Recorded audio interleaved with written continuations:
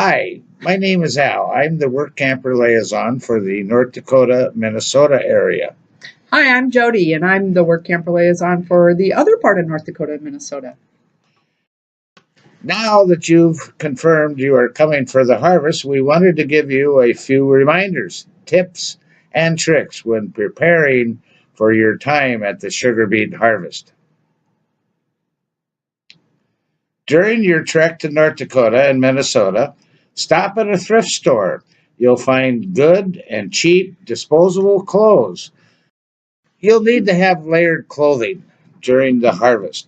Our temperatures normally are in the 40s and the 50s, but with the wind blowing in North Dakota and Minnesota like it does, and these piling sites are out in the open and nothing to stop the wind except the beet piles. So dress warm, layered clothing. You need a good pair of boots. They don't have to be steel toed. And a good pair of work gloves. Propane. For the best experience, please make sure all your propane tanks are filled prior to arrival. We do have locations in the area where you can take them to be filled, which you will receive upon arrival to the office. We do advise all our work campers to come fully stocked for the sugar beet harvest when you arrive at the campground. Our small town locations have very limited grocery facilities. You'll have convenience stores, those type of things. But the big box stores, they could be almost 60 miles away from where your location is going to be at the campground. When considering your purchases for the sugar beet harvest, make sure you're thinking about meals possibly in crock pots, sandwiches. Those are a good thing. And you would be able to basically, most places would allow you to plug in your crock pot in the scale houses. So basically you could go in and have your lunch on your lunch break, nice warm hot meal. Because sometimes, as Al said, it gets kind of cold. So we also want to remind you that bring some snacks to help you get through those 12-hour days. String cheese, basically, beef jerky. Those are some good items too. So I'm going to turn it back over to Al, and he's going to talk to you guys about laundry facilities. Some of the campgrounds have laundry facilities on site. If yours does not, you may just need to drive down to the local gas station or laundromat to do a few loads. If you choose to do laundry in your own rig, most campgrounds do not allow clotheslines to be put up, and your neighbors don't want to see that either. So what I'm going to go over right now is the I-9 information, and this is a form you're going to fill out when you arrive at the campground, or at your office location, sorry. And very important to make sure that you do bring your proper documentation for employment. We do have three different lists that you can bring documentation from. And I do have it here, and I'm just going to hold it up real quick. List A, it's not focusing very good, but List A lists, for instance, your passport. Okay.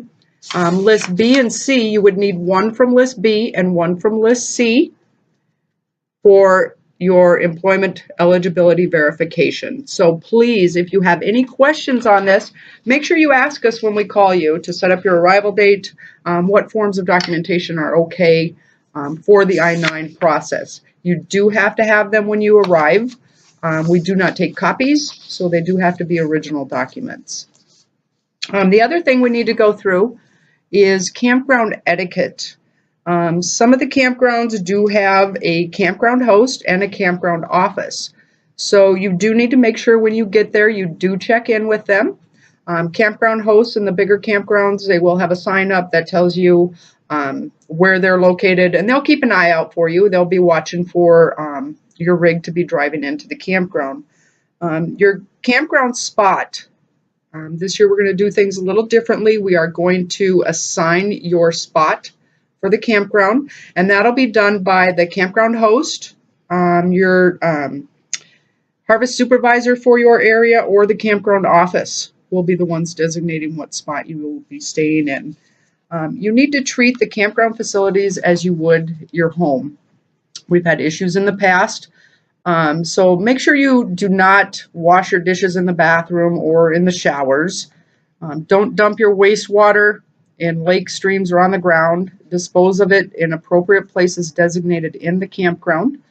Don't allow your clutter to invade anyone else's camp space. This is very important. I know you guys want to be comfortable in your area, setting up, lawn chairs, that kind of thing when you get home to take your boots off and that type of thing. But keep it in your designated area.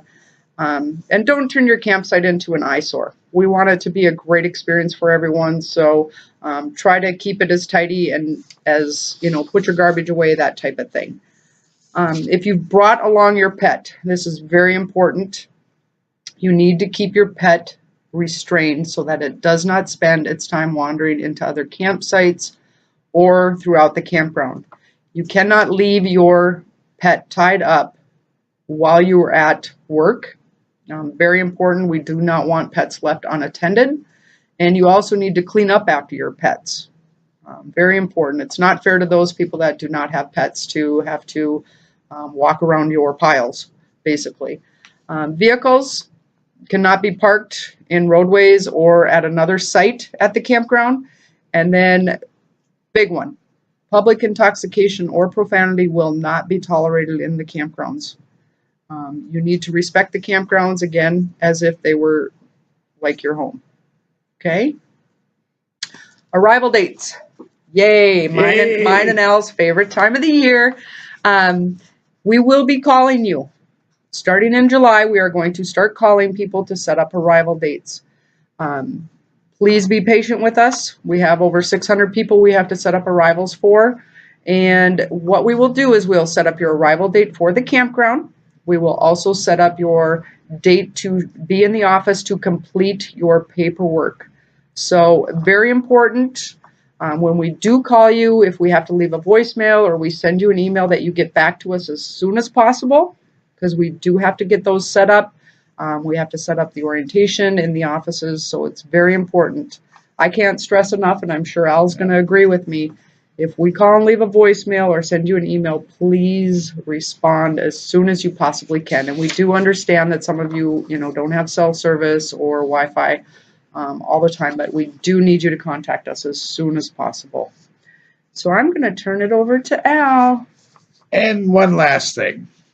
Don't forget to submit your direct deposit. If you're interested in doing direct deposit, go to our website, www.sugarbeetharvest.com. There'll be a link there. It's in yellow. It says enroll in direct deposit. Click that, print out a form. I need one. If it's a couple, I need one for each of you. You can fill it out, section 1, and attach a voided blank check to it, and then mail that in to us. It has to be to us by July 21st. If you have any questions, feel free to give Jody and I a call. My phone number is 888-791-6738. I'm in the office 9:30 a.m. till 4:30 p.m. Central Time, Monday through Friday.